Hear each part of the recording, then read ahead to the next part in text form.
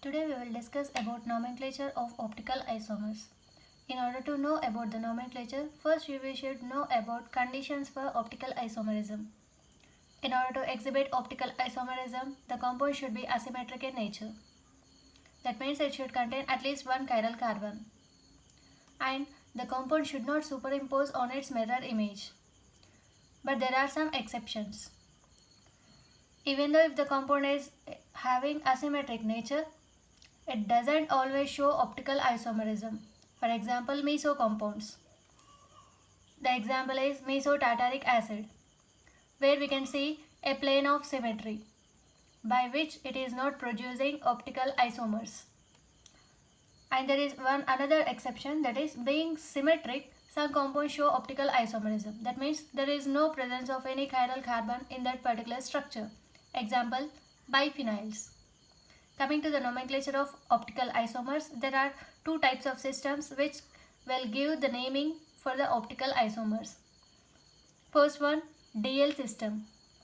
So this is a general system for the simple compounds in order to distinguish between enantiomers. Particularly we will use this DL system for monosaccharides and alpha amino acids.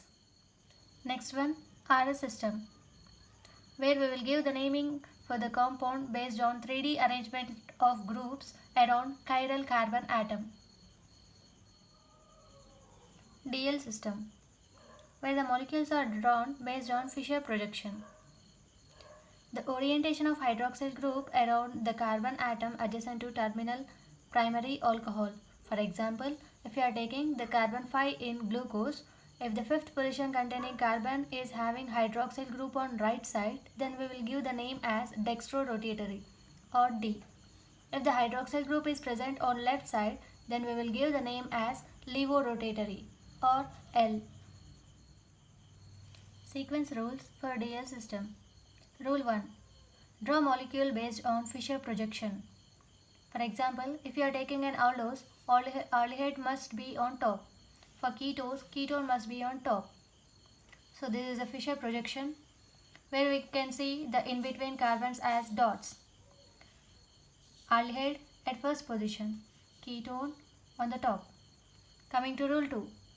Number the carbons starting from the top. That means aldehyde will get the number as 1, 2, 3, 4, 5, 6. Same here, ketone. First carbon we will get as 1, then next 2, 3, 4, 5, 6. Coming to rule 3. Locate the penultimate carbon. So what is meant by penultimate carbon? The last but one carbon is known as penultimate carbon. In glucose, it is carbon 5. So now you check the orientation of the hydroxyl group present.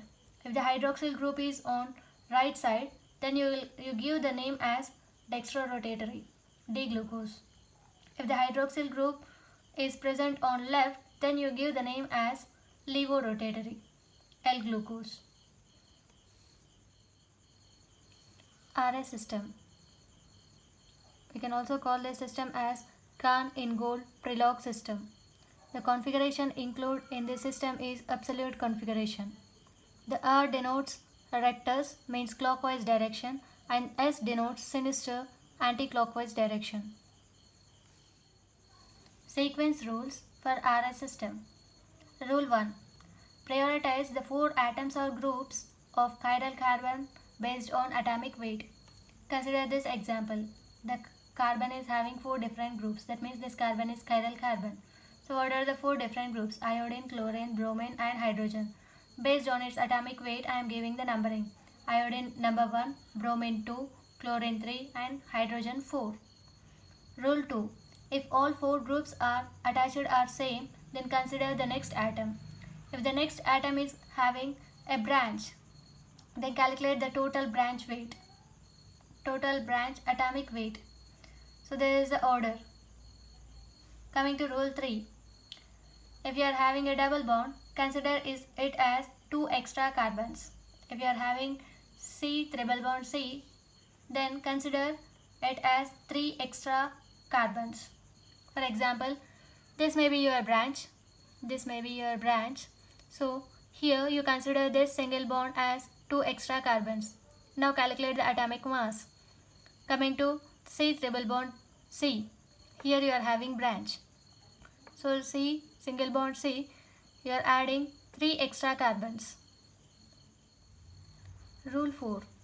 Bring the least priority group to the lower end. In our case, it is hydrogen.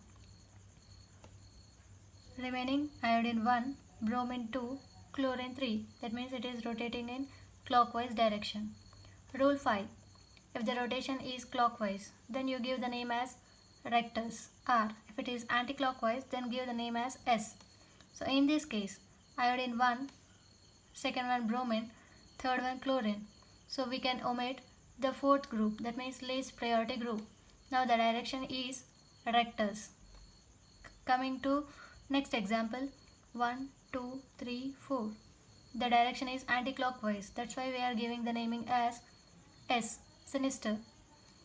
Rule 6. Draw 3D view of molecule by directing lowest priority group away from you. I am representing hydrogen away from me. Remaining all the 3 groups are towards me. By this you can say that this compound is rectus and the next compound is sinister.